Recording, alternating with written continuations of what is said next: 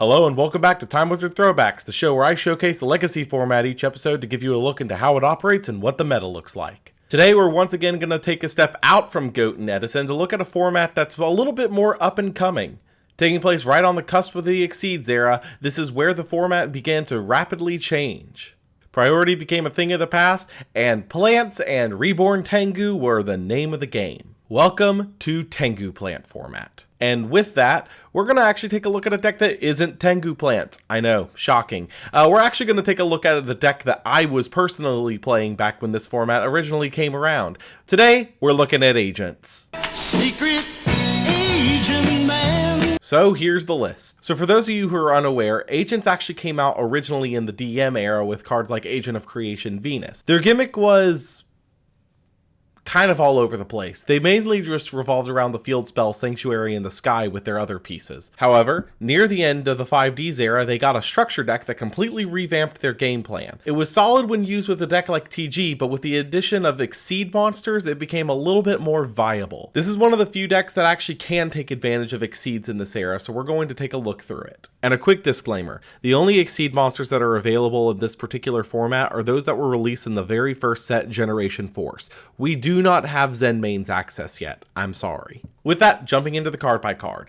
Archlord Christia. This is the main reason to play agents in this format, as by having 4 fairies in your grave, you can drop this, lock special summoning, and recur something. And that number is actually really easy to get to because of the shine balls. 1 BLS because BLS is BLS. 1 Chaos Sork because you can only run 1 BLS. 2 Tragodia and 1 Gores. These are our battle hand trap choices for the format, and honestly they do carry a lot of weight. Getting into the agent package, we start off with our boss monster, Master Hyperion. This could be special summoned by banishing any agent from your hand, field, or graveyard, which is very easy to accomplish thanks to Earth being able to search out other pieces. 1 Agent of Miracles, Jupiter. This card doesn't come up too often, but you do want a 7th name in your deck for the agents, and quite frankly, Jupiter is the best of our options. 3 Agent of Creation, Venus. This is one of your main playmakers in this deck. By paying 500 life points, you can summon out a copy of Mystical Shine Ball from your deck, which in turn you can take 2 of them and make the brand new Exceeds monster, Gachi Gachi Guntetsu.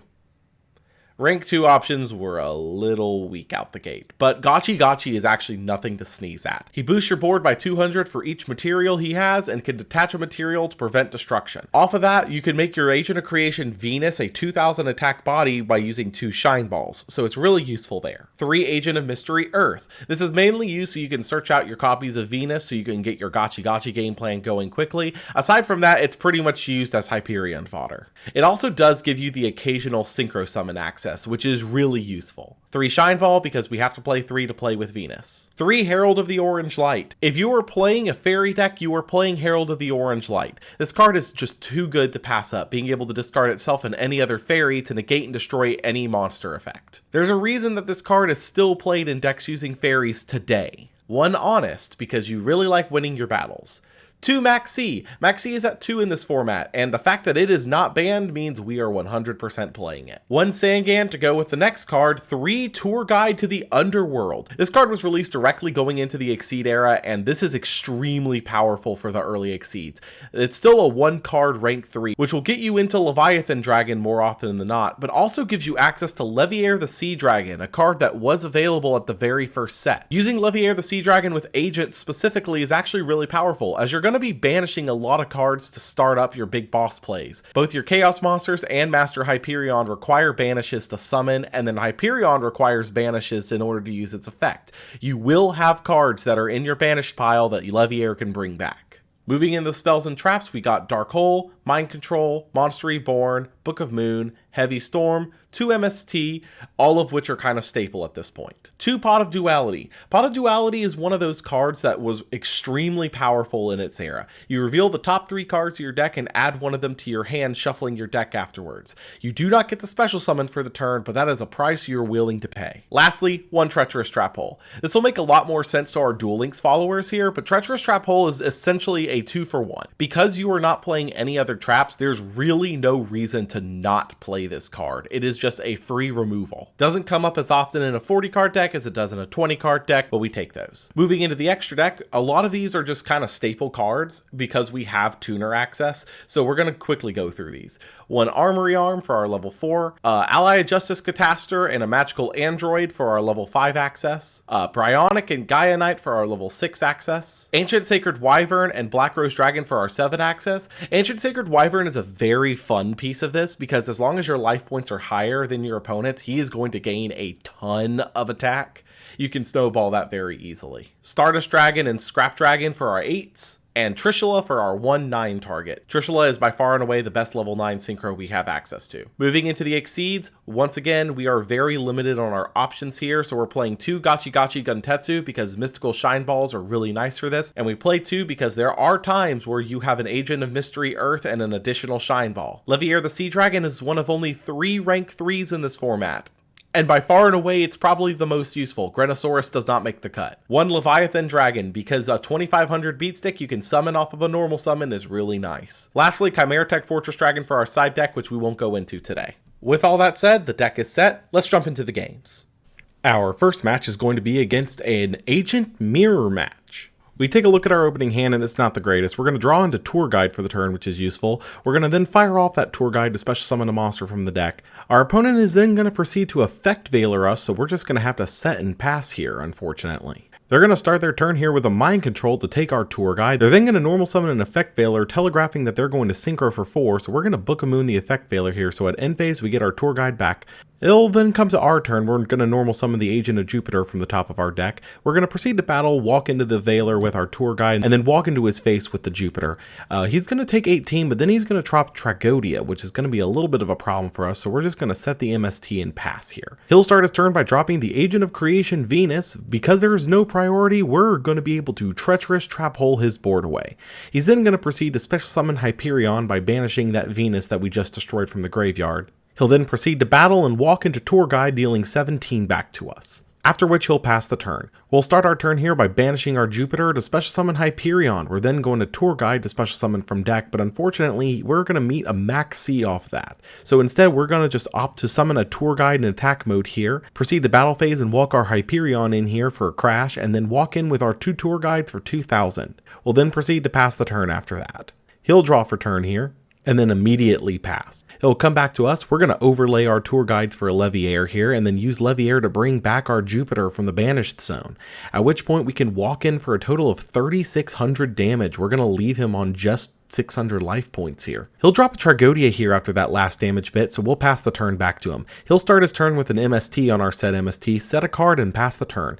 We'll draw for turn and immediately MST his back row, which turned out to be a Torrential Tribute, and they will concede the duel. Our second match here is going to be against Dark World. They're going first, and our opening is not really the greatest. They're going to proceed to set 3 and drag down to the grave us. We're going to have to choose the Brow between Brow and Snow here. He'll look into our hand and hit the duality out of it, so we're going to have to discard that and draw a new card. And we'll draw into Master Hyperion, which is an interesting one. He'll get an additional draw off the Brow, proceed to set another card, and then drag down, forcing us to hit the Snow in this case. We'll each draw a card, and then he'll use the Snow effect to add Brow to his hand. He'll then proceed to Foolish Burial, dumping a Grapha from deck to grave. Upstart and letting us gain 1000, and he draws a card. And then proceed to activate Gates of the Dark World. He'll then normal summon Brow, bring back his Grapha, and then use Gates of the Dark World, banishing a Brow from the grave to discard a Brow and draw 2 cards thanks to Brow. He'll pass turn. We'll draw into Tour Guide. We're going to proceed to try to normal summon Tour Guide to get that effect off. We're then going to use it to bring out Sangan. We are actually not going to go for an Exceed here. We're just going to proceed to set and pass. We want to try and get the Sangan search off. In main phase 1, he'll go ahead and flip up the Reckless Greed and get an additional draw 2 here. He'll then proceed to Gates of the Dark World, banishing Snow to pitch Grapha, and then draw one and try to hit our back row. We're going to chain the Treacherous, popping Sangan and Grapha here. Sangan's effect then is going to allow us to search. We're going to search out an Agent of Mystery Earth to try and make our Hyperion live. He's then going to proceed to normal summon Tour Guide and attempt to activate the effect. We're going to Herald of the Orange like that by discarding it in Shine Ball. He'll then proceed to Monster Reborn to bring back his Brow, and then return Brow to hand to bring back his Grapha. At which point he'll proceed to Dark World Dealings. We'll both draw and discard. He'll discard a Brow, I'll discard a Mystical Shine Ball. He gets another draw off that Brow here. He'll then proceed to Upstart Goblin. I forget to add the life points here, but it's not really going to matter. He's then going to proceed to walk into our Tour Guide with Grapha, and then he'll then proceed to set 3 and pass. In the draw phase, he's going to hit us with a Trap Dust Shoot, putting our Hyperion back into the deck. We realistically can still make some kind of a recovery here, but then he's going to hit us with the Mind Crush to get the double Chrysia out, and that is just unfortunately going to be the game. Our last game of the day is going to be against TG Stun. Our opponent is going to be going first here. He'll start off with a Pot of Duality, revealing Maxi, MST, and Beast King Barbaros. Oof, tells me he's on a skill drain brew.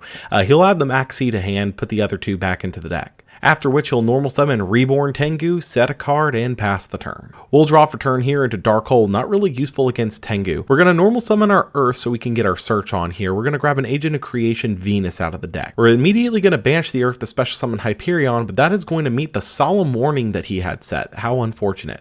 We're just going to have to pass the turn after that. He'll then start his turn by normal summoning a Rush Rhino and getting in. After the Tengu hits, though, we're going to drop Tragodia, who has 2400 defense right now. Really nice. He'll then pass the turn after that. We'll normal summon our Venus to start off the turn and get a Shine Ball going. That'll trigger the Maxi, which we knew was there. We'll then swap Tragodia to attack mode and proceed to battle. Walk over his Tengu so he takes a little damage and is forced to actually get a Tengu out of deck. And then we'll walk our Agent of Creation Venus into the Rush Rhino just so he doesn't get the Rush Rhino over the Venus next turn. At end phase, he's going to get the Rush Rhino search here, which will grab him a Warwolf. We'll then pass the turn after that. He'll start his turn off with a Monster Reborn, bringing back the Rush Rhino, which will then trigger the Warwolf in hand to let him special summon. He'll then proceed to normal summon the TG Striker. He'll proceed to then synchro summon his TG Striker with his Tengu to get Gaia Knight, the Force of Earth. Tengu will then trigger summoning another Tengu from deck, and he'll proceed to walk over our board with this. Gaia Knight can get over Tragodia for 200, the Warwolf over our Shine Ball, and then he'll get in for 16 and 17 off of his remaining monsters. After which he'll set 1 and pass the turn. We'll draw for turn here, hitting the Monster Reborn. We're going to see if we can go for game here. We're going to activate Dark Hole to clear out his board. That is successful. We're then going to Monster Reborn, targeting our Master Hyperion that's in the graveyard. Master Hyperion, after he hits the field, we're going to banish the Venus from grave to go for his back row, but that is a skill drain, which is going to negate that effect. But that leaves him at exactly 43, and we'll normal summon a Venus to take lethal. So we're back with the list.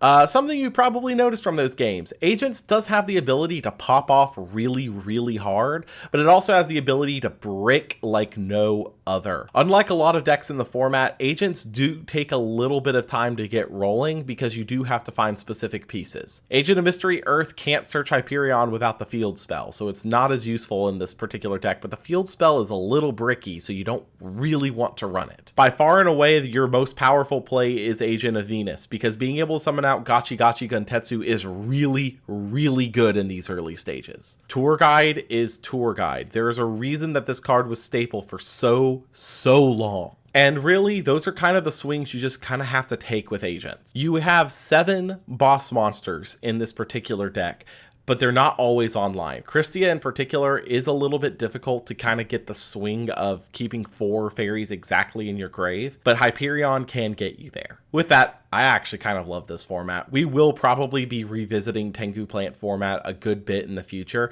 as there is a lot to discuss from this particular format.